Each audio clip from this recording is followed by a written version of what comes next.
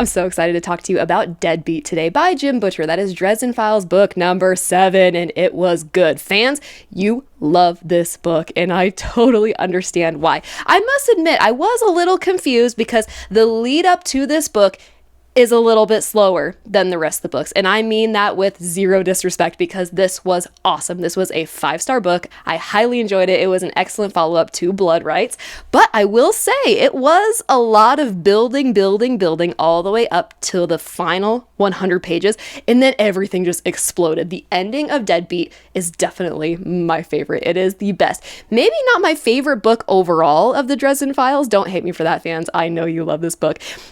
Deadbeat has some of the most memorable moments in the entire series, but overall, my favorite still has to go to Blood Rights. If you're here, I'm assuming that you are seasoned fans of Jim Butcher and or the Dresden Files. I'm very glad that you're here. I hope you love this series as much as I do because it has been such a wild ride. So please be advised this video contains so many spoilers because I'm talking to you fans who already know and read and loved this book, Deadbeat. Or maybe you haven't read Deadbeat and you don't mind spoilers, so you're here. But let me caution you, if you have not read Deadbeat, I do have a spoiler-free video on Deadbeat. Go check out my channel. I'll drop the link below in the description box or peruse my channel. I've got reviews of all of these books. I also have summary videos because you may be preparing for 12 months, releasing January 2026. There's a lot of books to remember. 18 books is a lot. If you want a recap of all the events that occurred in earlier books, I have them on my channel. Well, almost. I'm reading Proven Guilty right now, which is wonderful, by the way. It's so good. So I'm making my way through the series. I plan to finish that 17th book before the 18th book comes out. So I hope to have all of that content ready and available to you on my channel before the release of 12 months coming January 20th, 2026.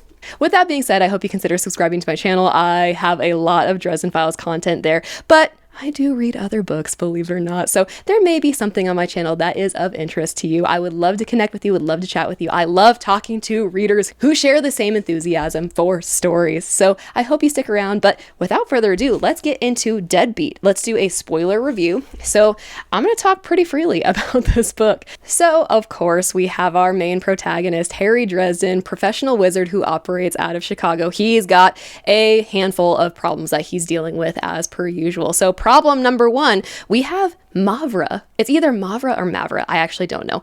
Mavra, a vampire who has requested a meeting with Harry. Mavra is threatening Harry, saying that Harry has to deliver the word of Kemmler to her, whatever the heck that may be, or she's going to turn over some photos to the authorities that contain shots of Murphy killing one of her Renfields in one of the previous books. Not only is Murphy's career at risk, but she is also at risk for being prosecuted for murder. So Harry is kind of obligated to help Mavra out, even though it's probably not a good idea.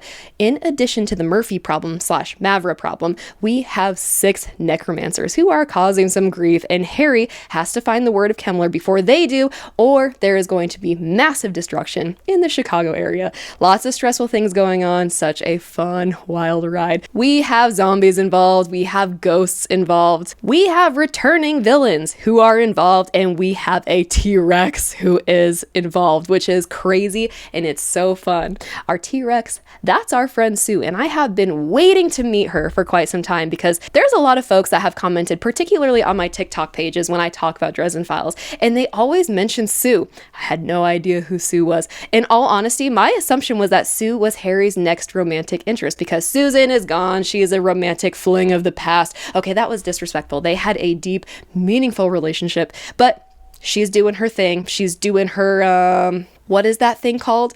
Oh my God, where she helps undermine the Red Court. Ah, crap, I forget what it's called. But she's working with Martin, who is involved. What is that called? Oh my gosh, wait, it will come to me.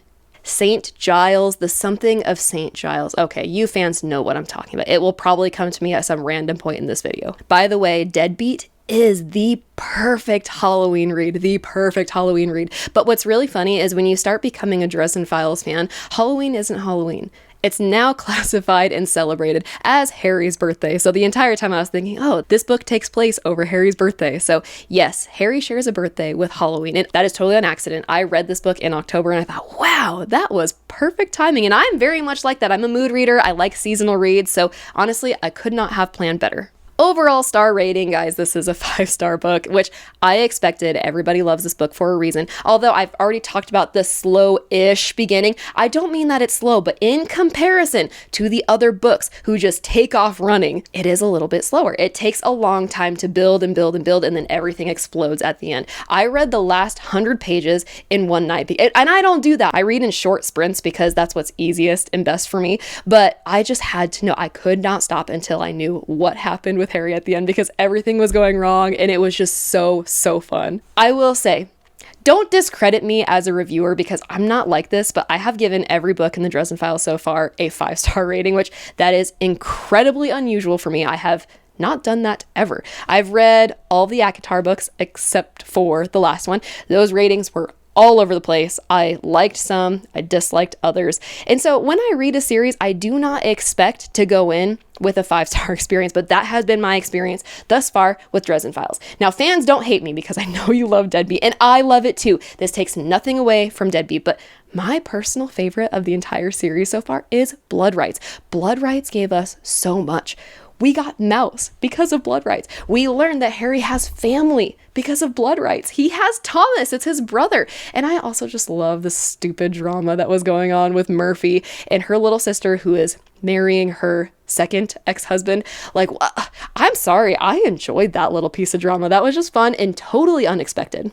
So I will say, while Deadbeat had my favorite ending, Blood Rights has my heart as my favorite just overall. There were so many fun moments. Yeah, if you know what I'm talking about, you'll know it. If you've read Blood Rights, you'll understand my turkey reference here, but that part just cracked me up so much. Not to say that Deadbeat didn't have funny moments, because it did. Deadbeat had every element that makes Dresden Files so fun and so wonderful. It was funny, it was dark, and it was adventurous. It was action-packed. We had a little bit of romance in there too, which, man, that was kind of heartbreaking. Okay, I'm going to hop around for just a second because Sheila, my girl, I thought she was going to be Harry's next fling. I didn't think she was going to be a serious romantic partner for Harry because, come on, let's be honest. It's Harry and Murphy at the end of this thing. It's gotta be. It just has to be. And I thought, well, Sheila might be a placeholder for Murphy. That sounds so rude, but I thought that's what that was going to be. And you know what? I thought that Harry deserved somebody to share intimate moments with. He's been alone since freaking Susan, so he deserves a little bit of romance that was real, but freaking Sheila turned out to be Lashiel, which, oh, that lady. Golly, I have so many mixed feelings about her. I don't trust her, but I don't think she's the worst fallen angel. We could talk about her later. Before we get into the characters, because I kind of have some notes pieced out by each character, I have to acknowledge Harry's silly outfit that I've come to expect in every book. This one was a little bit more subtle than the other books, but Harry's running around the entire book with half a pant leg cut off. He never changes his pants. After he gets that throwing star, that steel throwing star stuck in his calf. Who was it that Lee Zion who throws that into his calf? Anyways, he goes to the hospital, he gets that removed and taken care of, gets it stitched back up. He's just wearing those pants with half the leg cut off the entire time. So that's his silly attire, and that was satisfactory to me. That was good. All right, characters. I've already talked a little bit about Murphy, and I think my prediction is that at the end of the series, which who knows how many books Jim Butcher is going to write of Dresden Files, I hope he has plans for a lot more. But I think it's Murphy and Harry at the end of this. But my gosh, when I first started Deadbeat, I'm like, Murphy and Kincaid in Hawaii? Ew, first of all, no, that is wrong for a lot of reasons. Kincaid is an interesting being. He's got blood from the Never Never in him. He's just, I don't know, he's an assassin. Murphy, what are you doing? Okay, my prediction there is that it's a misunderstanding. I don't know, there are hints that there was some romantic tangling of the two in Hawaii because Murphy calls Harry and she's all laughy and giddy and she accidentally says to Harry, "Oh, thanks for watering my plants."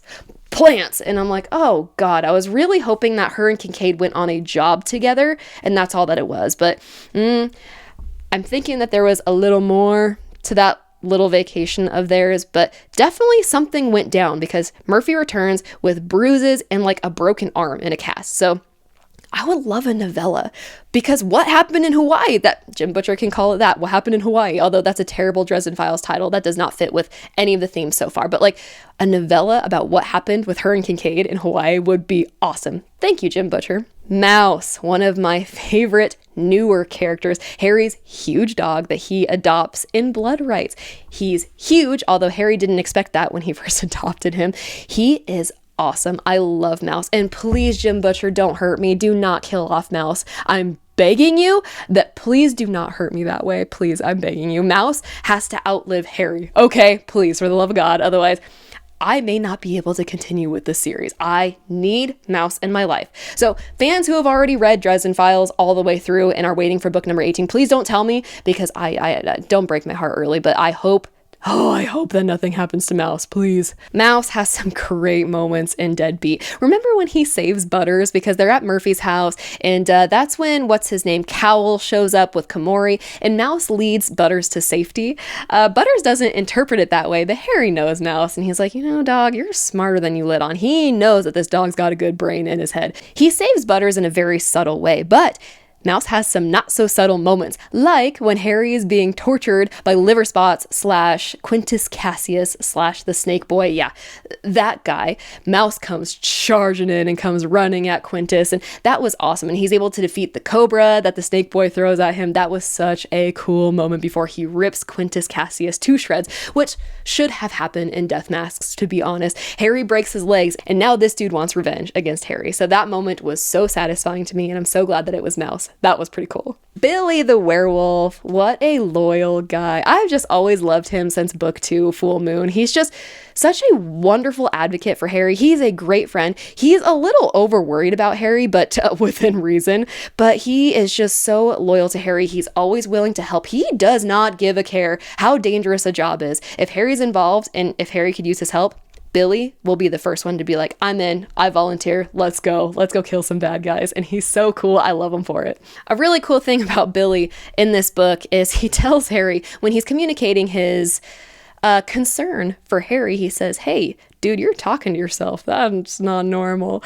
And there's a moment where Harry gets very pissed off because he doesn't have time for this. He's got a billion problems, and his mental state and worry about being insane it's not one of them. He's going to deal with that at a later time. But Billy's like, dude, you're talking to yourself. And Harry kind of lashes out, and Billy recoils as if Harry might do something to hurt him. And I'm like, wow, Harry is changing. He's scaring even his closest friends who know that Harry would never hurt them, never in a million years. So that was a very intriguing part to me, because I'm thinking, wow, Harry is projecting a very strong, powerful, scary aura, you know what? And even his friends are starting to fear him. That's not good. I'm assuming that's because of the influence that Lashiel has over him, but I don't know. Maybe Harry is just evolving, he's developing, and he's having a harder time suppressing that evil part of himself that wants to indulge in the darker side of magic. I don't know. We'll see. We have Mort, who returns very briefly. Mort is a coward. I've never really liked the guy. I guess I don't dislike the guy, but he is so against helping Harry until he realizes who is at stake. As soon as Harry says it's Murphy, Mort's like, I'm in. What do you need? I'll help you. Like, Jesus, dude, you couldn't have done that earlier. So anyways, Mort was helpful, but not until he realized that he would be doing it for the sake of Murphy, not Harry. Mort's going to be back. We haven't seen the end of Mort. I feel very confident about that. Ooh, Butters, one of my favorite characters. Oh, that polka enthusiast weirdo. He's so funny. He is funny. Okay, look. He is a coward, and even Thomas comments on it when Thomas is like, Harry, leave him behind. He's a freaking coward. He's going to put you at risk. And Harry's just like, dude, I'm not leaving him. He's my friend. I'm going to protect him. But Butters really came into his own in this book. This was such a great story about Butters, how he starts out as a coward who can literally do nothing. I mean, Harry got to the point where he is like trying to shake Butters into action, like, Butters, Polka will never die. Oh my God, I couldn't wait to get to that part because so many fans of Dresden Files had commented Polka will never die on my TikTok page. And I'm like, what in the world are these people talking about? I know what you're talking about now. That was such a great part. Even though Butters gets snatched right away. It's like he never even really had time to develop the courage from that mantra. But Harry tried, because what connects with Butters? Polka music. He's enthusiastic about it, to say the least. Anyways, that part was hilarious. But Butters is so terrified because he's just learned that the supernatural is a really bad, big bad deal, and now he has to deal with it. And there were so many moments where he really came to Harry's aid even though he was terrified. Okay, look, the part that was probably my favorite about Butters is when Harry is being tortured by Quintus Cassius, aka the Snake Boy, aka the freaking liver spots guy. Oh my gosh, Harry is like about to die. He's being tortured really bad. He's waiting for one of the Knights of the Cross to show up. He's waiting desperately for Michael to show up. They don't show up, but you know who shows up? Mouse with Butters, because Butters let him out of the car, and now they were able to rescue Harry. So I thought that part was cool, but not only that, Butters is seeing that Mouse is occupied trying to deal with this cobra that the Snake Boy threw at him. And so he sees that freaking liver spots is about to stab Harry and kill him, and Butters attacks him even though he has no training. He has no earthly idea what he's doing, and he tries to divert liver spots, and he does. He even has to bite the dude in the leg, and he was successful. And I thought, oh, I was fist pumping for Butters. That was such a cool spot. And he comes away with a broken nose, and he's so proud of it. That was just so fun for me because dang, I would be proud too. Like, even if I wasn't even that cowardly initially, but if I got a broken nose and saved the ass of one of my good friends, I would gloat about that the rest of my life. That was so cool. I buddy read this book with a good friend of mine, and I'm going to say something that he said to me. I will admit it didn't bother me, but once he said it, I was like, huh, that's an interesting thing to say. Right? Butters is a genius. We know that his IQ is very high, and Harry tasks him with figuring out what the 16 digits are that they found on that little flash drive. Butters can't figure it out. But Harry does. Harry's more of an average IQ kind of guy. And my reading partner was like, shouldn't a genius have been able to figure that out? And I'm like, huh, I guess so. It didn't bother me. It doesn't impact my overall experience of the book, but it's a valid point. Like, I would think a genius would figure out, like, connect the dots and be like, oh, these are coordinates, duh. But anyways, Harry, our average IQ kind of guy, Harry's not dumb, but he's not genius, obviously. But the wizard figured it out, the one who was not supposed to figure it out. So, oh, and yeah, Butters is at Billy's to use the computer. And so Billy was aware of the numbers, and their car, George's car that she lends Harry, has GPS in it. And I'm like, you would think that the collection of people who knew about these numbers, one of you guys could have figured it out. Why does everything have to fall to Harry? Anyways, not mad about it. Just a comment that my reading partner made. And I'm like, huh, valid point. Ooh, also, I almost forgot another Butters moment is when he dresses in his polka suit and he's using his drums to keep the heartbeat of the T-Rex, Sue, and zombies are about to attack him, and Harry's like, oh crap, I'm overwhelmed, all the wardens are overwhelmed, this dude is like in the open, he's gonna get clobbered. Well, Butters, our genius friend, he knew what to do. He drew a protective circle around himself with the chalk while maintaining the drum beat in his polka suit, and he put up a protective wall that Harry taught him so he could continue giving that heartbeat to the T-Rex and not be clobbered by the freaking zombies. So that part was so cool. I'm like, yeah, Butters, you go, my dude, you go. Sheila / Lashiel. Oh man, I was so disappointed to figure out that Sheila was a hallucination pretty much built by Lashiel. And, you know, it made me sad because I'm like, finally, Harry found somebody that he could be romantically interested in, someone who's not Susan, and apparently Murphy is occupied with Kincaid. So I liked Sheila for Harry until I did not, because she's not even freaking real. But Harry's reaction to her wearing the genie costume was kind of funny, which now it all makes sense, but he was very attracted to her. That happens with Harry Dresden. Come on, he's not immune to a beautiful woman. Anyways, that whole Sheila Lashiel reveal, I was like, oh man, Harry's chance at having a happy, loving relationship is destroyed, and I was so disappointed. But I was like, it all makes sense. And I should have put 2 and 2 together when Billy comes to Harry and he's like, dude, Bach says that you're talking to yourself. Well, who was he talking to at the bookstore? Freaking Sheila. I should have made that connection hundreds of pages ago before that reveal happened, because when it happened, I was like, duh. Jim Butcher gave us clues and I missed it. Should have seen it. Liver spots / Quintus Cassius / the Snake Boy. It's funny because Harry not recognizes him, but he senses a familiarity with this person. He's like, I know you. Who the heck are you? And it's not till the very end where he's like, Quintus Cassius. Yeah, that guy. So that was a cool reveal, and it kind of makes sense because he appears so different because he no longer has the coin. He no longer has his fallen angel to preserve his youth, and all of a sudden all that time catches up to him and he just looks horrible. Oh well, Oh my God, Morgan, for God's sake. I really, really dislike that dude. The thing is, there's a moment when Morgan just can't see reason. Okay, this is after Harry shoots what's the lead warden's name? Lucio.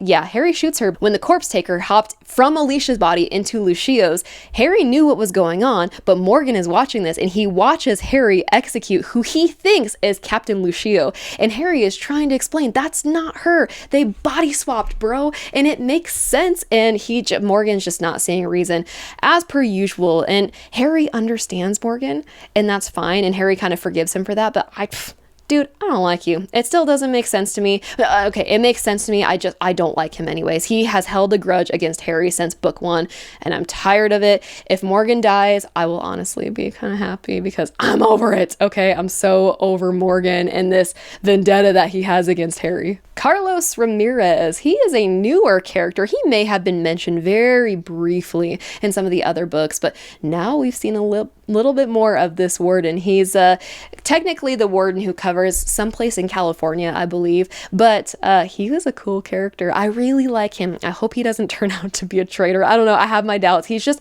too cool, and he really is kind of a Harry fan. He likes the way that Harry does his business, and he's on Harry's side. He's more so on Harry's side more than the White Council. So he is just funny. The banter that they have while they're both riding atop Sue, that really amused me. And I hope to see more of Carlos, which we should, because they share the same position within the White Council. And so they should be working together even though they're in totally separate regions. So I can't wait for more Carlos Ramirez. But yeah, Ramirez kind of idolizes Harry in a way. I don't know if it's healthy or unhealthy, but he definitely respects Harry. There's a comment that Jim Butcher makes where Ramirez is kind of laughing at Harry interacting with the White Council in the previous book where he's dressed in a freaking robe, a bathrobe, and which is disrespectful, bluntly disrespectful, by the way. And Carlos thought that was funny. So I don't know. It's like, is he going to turn against the White Council? I don't know. I just don't know enough about Carlos Ramirez. I really don't. So he's a big mystery to me, and I just can't wait to find out more.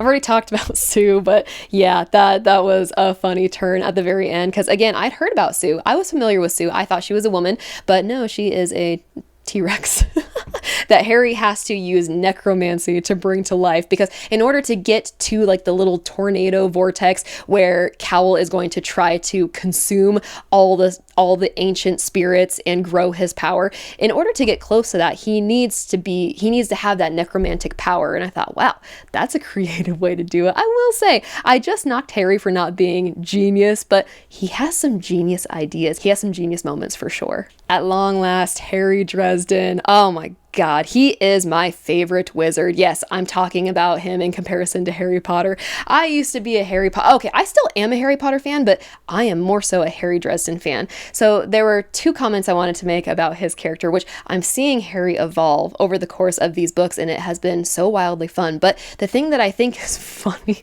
is that he is mistaken for being romantically involved twice in this book. Thomas is seeing a woman, he's feeding off of a woman named Angie in the very beginning, and she totally makes the assumption that Harry and Thomas are together, and she never gets corrected, so she goes away thinking that. And then Butters also makes that same assumption that Thomas and Harry are somewhat of an item, and he doesn't get corrected until much later, so that part cracked me up. But also, Harry, he was so very much against becoming a warden because he and the White Council don't get along so well. When he's presented with a cloak, he's like, absolutely not, find someone else.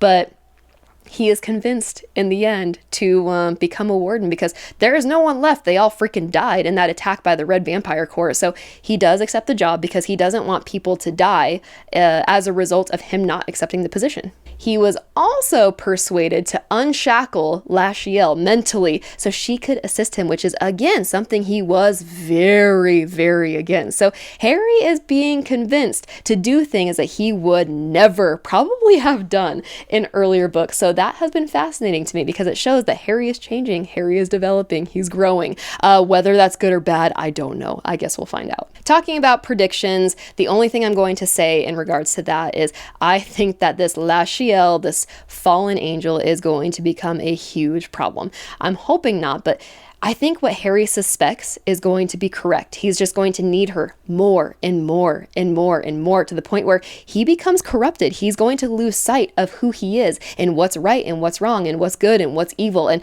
I don't know. That's my prediction. I could be totally wrong. I don't know where Jim Butcher is going with the series in general, but I think this last Shiel person is going to be a massive, massive problem. So not right now. I think it's going to be a slow burn until it explodes on Harry, because Jim Butcher likes to hurt our protagonist. So we love him for it, but my gosh, poor Harry. Lastly, I wanted to close with the most memorable moments of this book. And so first of all, I've already mentioned a couple, but Polka will never die. That's just so funny to me. And I have a feeling that mantra is going to come up later on in other books. Ooh, I also love that when Cowell takes Bob, and we think that Bob has turned totally evil, like Bob is not Bob anymore. Well, Harry tries to get Bob to remember right at the very end when everything is going to hell and Cowell is about to consume all of these ancient spirits and then become like a demigod pretty much. Well, Harry's talking to Bob and he's like, remember, and Bob winks at him. And then Harry says, Bob, you have my permission. Bob flows out of the skull and then into the T-Rex and then takes control from there. I thought that moment was so, so cool. I've already talked about Butters attacking Quintus Cassius. That was one of my top favorite moments of this book because we see Butters' evolution from coward to hero, and it's just amazing.